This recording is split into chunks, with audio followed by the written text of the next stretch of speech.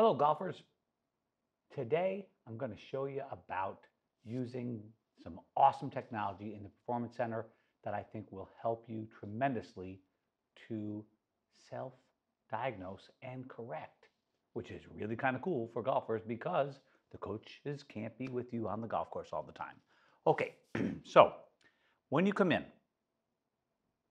this is the opening screen for Trackman, and that's what you will see all the time. We're going to hit start.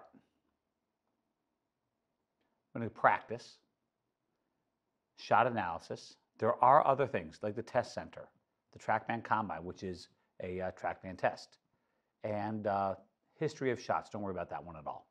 We're going to start on shot analysis because it's what you'll use the most, without a doubt. I'm hoping to help you understand a few things today. Here we go. Now, once you hit that, in the event that it's not already on, you will notice. Now, here, I'm using indoor Trackman, and I have 15 to 18 feet to the net, from the ball to the net. If you are using the ones at the Learning Center, the Performance Center, you might have to pick 10 to 12 feet, okay? And if you're doing outdoors, and by the way, if someone was indoors, and then you've opened it up for the next one, and you can't figure out why Trackman is not picking up any shots, it's because it's still on indoor and it won't pick up an outdoor mode. Okay? Now, this is the targeting procedure, and you can see this little blue shape. I can't remember what it is. It's been so long ago. Polygon. That shape is where the ball needs to be. If it's outside of that shape, the Trackman will not pick up your golf shot. Okay? So it's good to know. I put a ball down there so we know approximately where it is. And you do have a little bit of range, but not a ton. Now, if you're indoors, I would highly recommend that you use auto target. This is what I use here, and I'm in my own Trackman at home, and I use this thing pretty much every day. I love it. Once you do that, so now it's already auto targeted, and I've tested it 100 times, easily 100 times. I'm going to pick me, and done. Okay, now this is your Trackman screen. At Applebrook, this screen is going to look different. It's no big deal. You have these lovely windows, just like a Windows computer. You have your windows, and you can just select different views.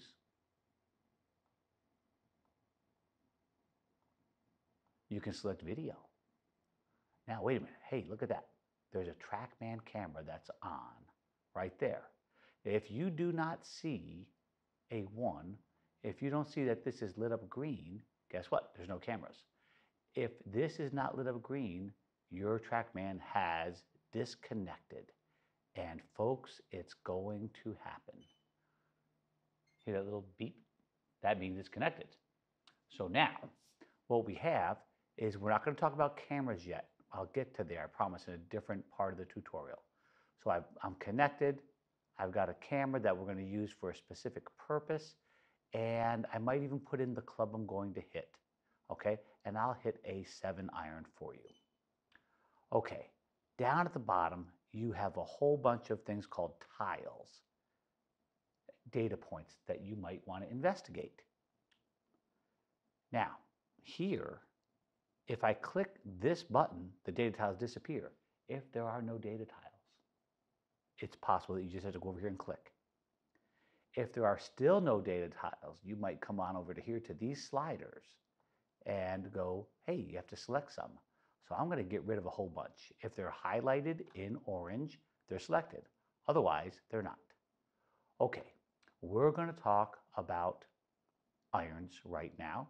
I'll use attack angle, and I will also use the low point right here. We're going to talk about that first and foremost. Okay? Let's talk golf. Up here, there's a grid that you can see. Hey, there's a target line. Now, these are bandwidth lines that I had, believe it or not, asked Trackman to put in. They did. They didn't give me my 10-yard line. They gave me 5, then 15 yards, then there's a 25-yard. Up in here, I can change the camera angle to above I can change the hole. Oh yeah, let's go to St. Andrews because the fairways are wider. I'll probably hit one of those. Just kidding. There we are. What we have are these essential data tiles. Okay, we're going to talk about my suggestion for you to go out and make some sense of the nonsense of what's happening to this golf ball. Okay, so first and foremost, we're going to figure out why on earth this ball's going where it goes. Okay, we're going to also add for us face angle and face to path. Okay, now this is a whole bunch of data, but I'm going to explain exactly what it is, but I'm going to move this over a little bit. Hey, by the way, arrows out, takes over the whole screen, arrows in, gives you two screens. So I've got this, and I've got my video, and here we go. Let's get some action going on here. All right, here is the kid. Maybe not kid. Here we go. Okay, there's a golf shot. Now what just happened? Ooh, look at that. Tracy is here. Don't worry about Tracy. Tracy is an AI. That just popped up out of nowhere, folks. Teaches you about how to improve your golf swing. It's pretty cool. Okay, now what we have right here is a whole bunch of stuff. Okay, now if I had a better, or I do have more lights I could put on there to show you this, but this little video I find to be super helpful for people as far as determining where the ball went so they can get it. It's a visual that's a whole lot more user-friendly than the actual numbers. This club is coming, okay, this is your target line, the white line. This club is now inside the target line, heading out to the right. Now in Trackman, that would give us club path. Now, just so you know, 3 degrees is 1/2 of 1 tick of the clock face, so it's not like it's a whole bunch. But that is in fact, to be quite honest, that is a standard draw path. Okay, all right, inside, out, okay? That club was a positive path because it was going out to the right. 0 is on the line. Rights are going positive, lefts are going negative. Fair enough? So the club is coming from the inside out to the line. Pretty much we'd like you to do that because it'll help you hit the ball farther, and farther is better. Now, the next number over here is attack angle. And attack angle says I hit downward, as you can see from the video once again, the club is moving downward into impact. It's high to low, and that's very helpful whenever the ball's on the ground. We have a saying, if it's on the ground, you got to hit down. So give me turf or give me death. I told my daughter that when she was little. And I said a great American once said that. She goes, Dad, you're not a great American. Go figure. No respect. Okay, that is really cool. Now the next number is low point. Not a low point in your career, just where the club bottomed out. And because I was swinging downward into impact, 2 degrees, my club bottomed out. The low point of the arc of the swing was almost 2 inches after ball contact. That's a good number.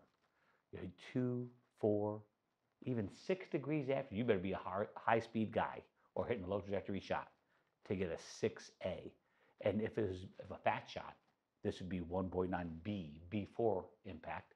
A is for after impact. Okay, got it? Here's a quick little look. I go up to my windows again, and maybe I look at impact. Isn't this cool? And there you go.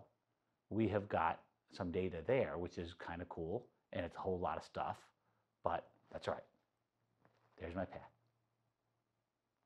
Okay, we can also look at it from this view, which is the swing plane.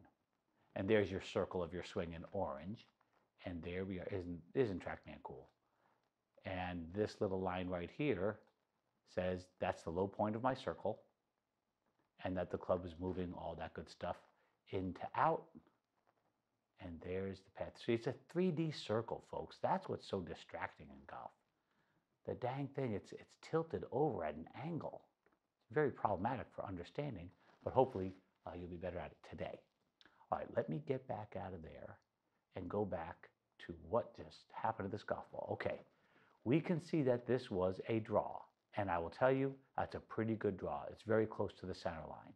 But why did it draw? Okay, number one, the ball takes off toward the face. Now, just like club path, if the face is to the right, it's positive. Face to the left, it's negative. And this is a curious kind of thing because this ball drew. And I know that everybody thinks that to get a ball to draw, the face has to be closed. This is not true.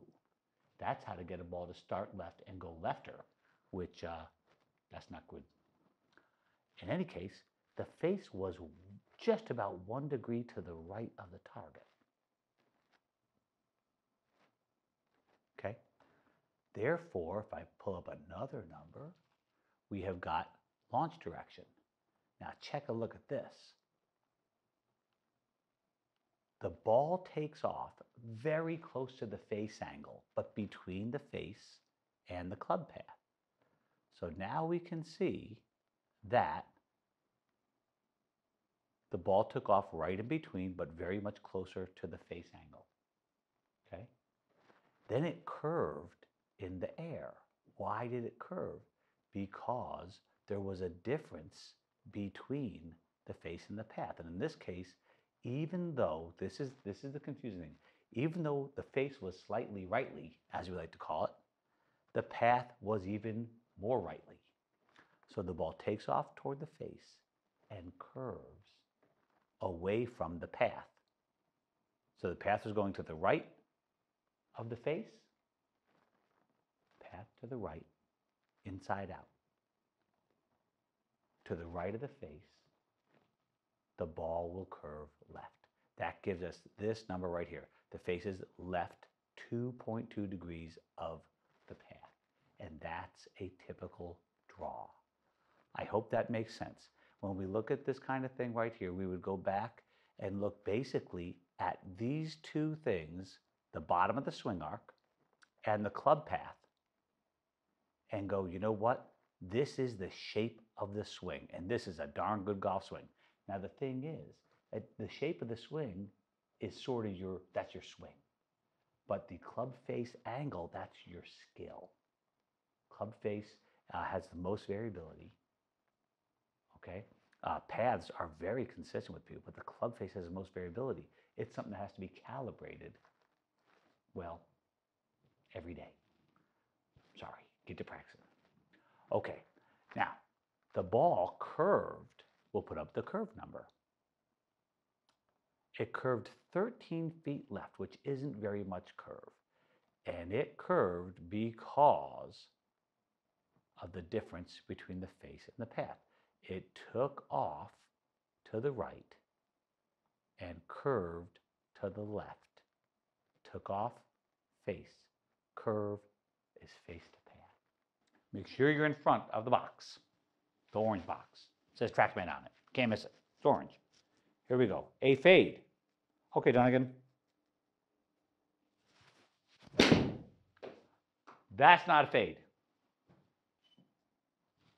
We'll try that again. An actual ball that goes left to right, folks. We got it.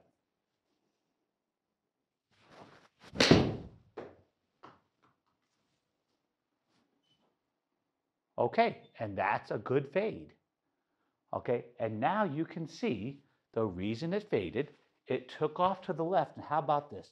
I understand how confusing this is. That ball took off to the left because the face was left.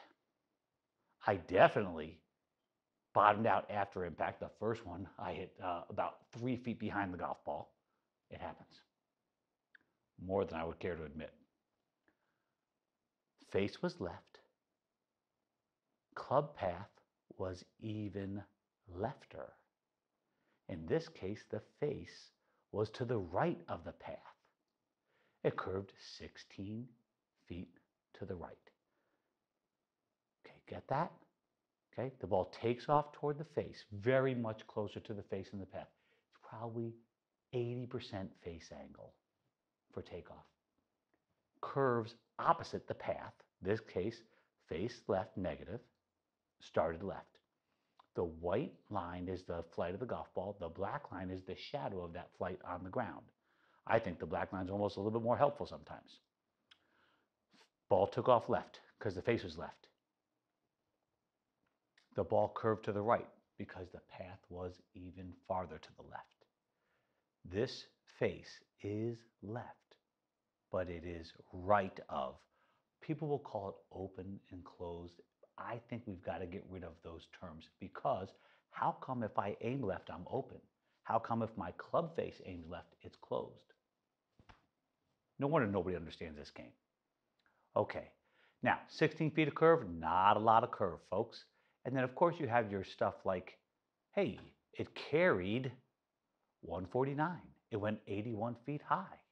I don't usually use the total on irons, just for the driver and woods and hybrid some. And you've got spin, even something weird called spin axis. Well, you know what? All spin axis is the direction of the curve. So what happens is the golf ball is a little bit like an airplane, okay? Has wings. And when the path goes to the left of the face, the wings tilt to the right. So just like an airplane, the ball curves to the right. When the path goes to the right of the face, it tilts the ball spin axis tilts the other way. Isn't that cool? All right, stuff like how far off to the side, how high, spin rate, big deal. You've got stuff like landing angle. This is something I look at all the time because I want to see mid-40s land angle with an iron so I can hold the green. If I've got a land angle coming in at 30 degrees with a 7-iron, folks, I have no hope of keeping that ball on the green. Very important. That's why it's so important that we use stuff like Trackman when doing a club fitting so we can check these metrics. It's a huge deal. Smash factor. That's how close to dead flush did you hit it. Interestingly, by the way, if I go over here, I can open up the shot list, and there's a shot here. And this smash factor was humongous, 1.42.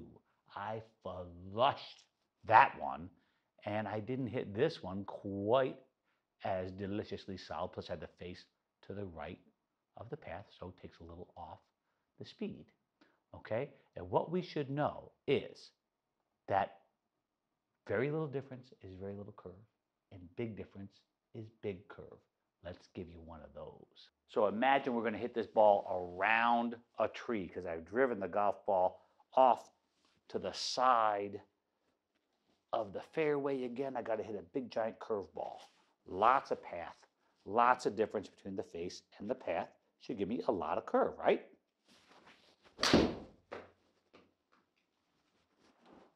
Okay. Whoa. That's a lot more curve. So on that one there, I got the curve out to 50 feet. And now we have to wonder why. What we can see now, just as predicted from the video, this club's going very much across the ball.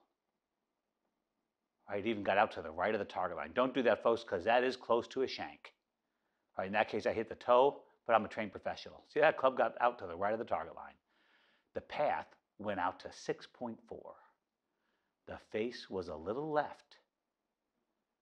Look at this one, did launch in between the face and path. Okay, it launched slightly rightly, even though the face was, well, this is awful close to zero on both things. But we had a 7-degree difference. And 7 degrees is a whole bunch of curve coming your way. And that baby finished 40, almost 2 feet left of the target. Big difference, big curve. No difference, no curve. You don't want me to show you no difference. I'm going to do it for you anyways. I'm that kind of guy. Dead straight. This shot always psychs me out. Dead straight. And a lot of people, when they get into this technology business, they start out with, okay, you got to hit the ball dead straight. Well, folks, that's just not true. You have most of the world of professional golfers are playing one kind of curve or the other every single ball. All right, dead straight.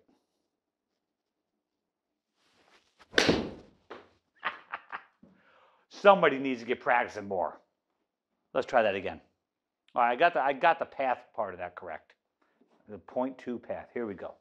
Let's go again, Dunigan. Come on, big boy. You can do it. That might be okay there. Ooh, oh my.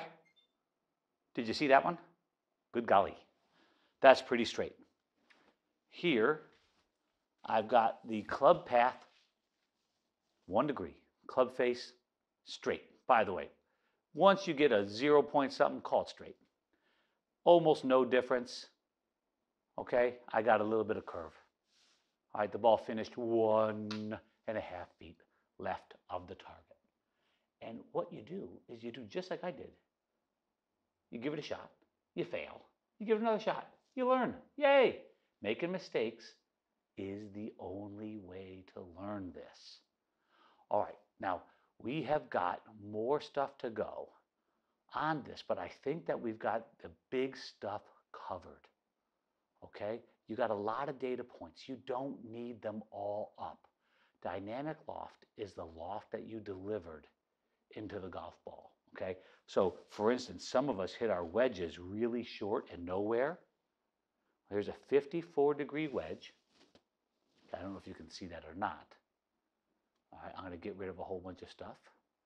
Some of us hit our wedges, basically speaking, really high and really short. Let's see if I can do it, folks.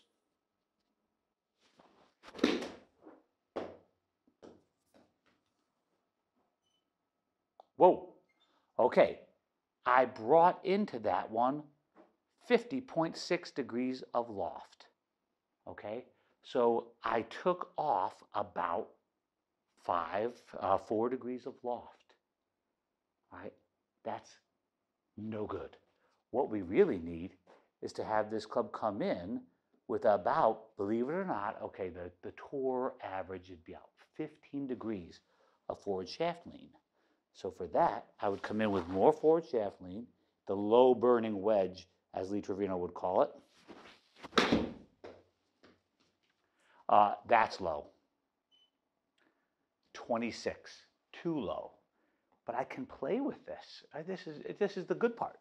That's a little too low. That's caught that a hair thin, folks. I'm looking for right around, see if I have a 54. I'm going to take 15 off. 30 something, right?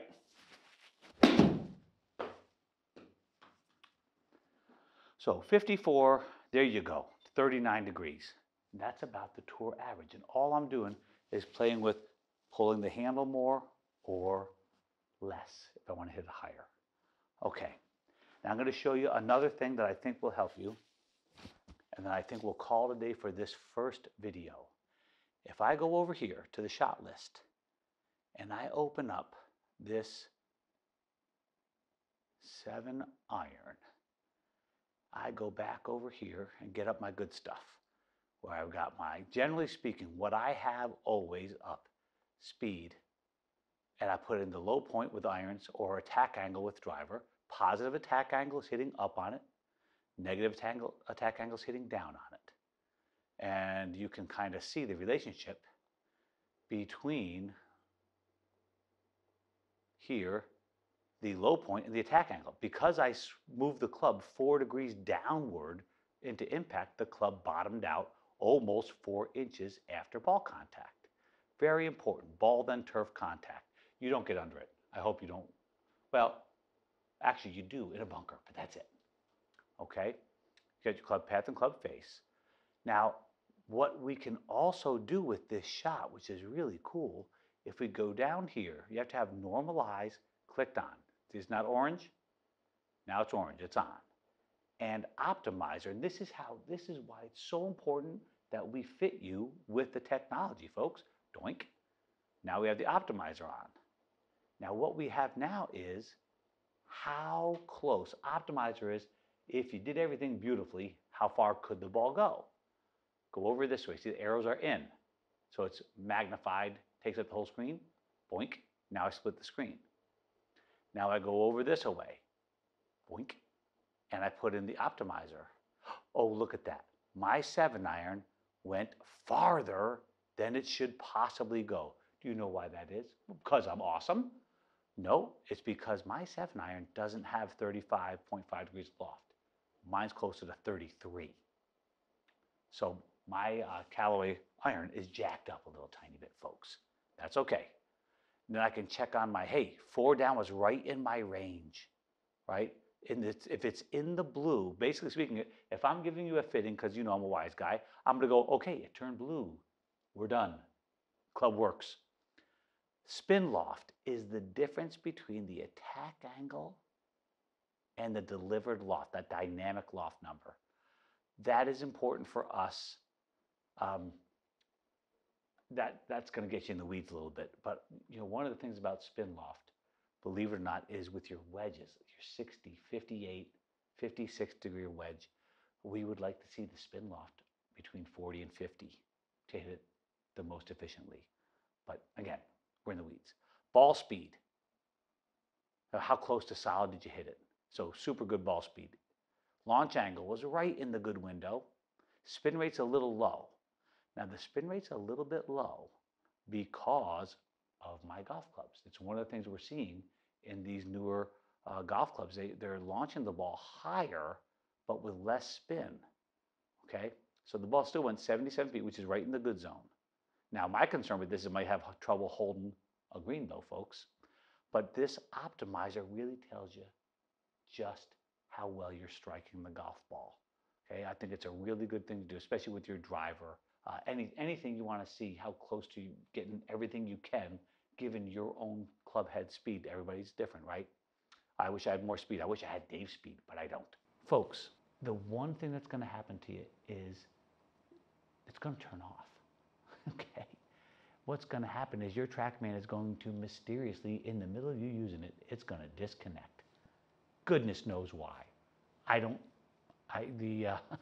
It just happens, folks. I don't know why. Well, when it does disconnect itself, it'll turn, well, back to not highlighted. And we got to figure out what's going on here. So we're going to go like this. At work, we don't have to do this kind of stuff. I'm going to minimize that. At my computer, I have to do it. Okay, there's your internet. Okay, hit that one. Now we have all the Trackmans there have 2 Wi-Fis. There's a Wi-Fi 1 for me. I have it on my internet. Wi-Fi 2 is for my Trackman. Okay, and disconnect. It says connected. What the heck? Okay, we're going to disconnect it anyways. Okay, and we're going to connect it back. It's that simple. Okay, and it will happen. Now give me an error message, please. I dare you to give me an error message. It's going to give you a funky note here. And again, if you're nervous, but you can't break it. Okay, don't kick the Trackman, don't hit it with a golf club or ball. Well, if this guy can't connect, I'll show you something else. So I'm hoping, it's usually faster than this, which is kind of cool. I'll go back in here and see what I've got. Trackman, oh. All right, it'll say when in that screen, we'll go back, we've already done it, and you don't have to set it up again unless you've moved it. In that screen with the Wi-Fi's, it'll say no internet, but secured. Okay, that's fine. Okay, you can see it's on. There you go. And one more bit about the cameras. The cameras, I'm going to turn my camera on.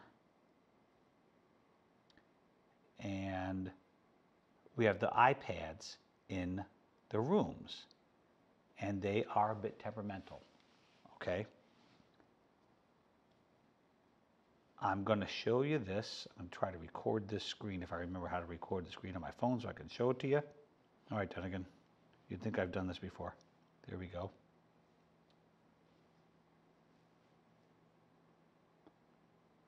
Okay, we're going to go over this way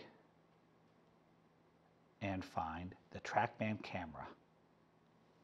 That you'd open up the iPad, okay, and take a look. And it'll sometimes disconnect from the phone. So you're in there and you look at your settings, boink, and again, grab me, grab one of the guys. We'll go real quick. Wi-Fi. Hit that one. There's my Trackman. Hey, I'm connected. There's that goofy message, no internet connection. And there's my camera app, ready to go. And now it's searching for the, oh, it's there. Okay, and now we are ready to go. And what you'll see now is up here, it has turned on a second camera. Isn't that cool? Let's hit us a golf ball.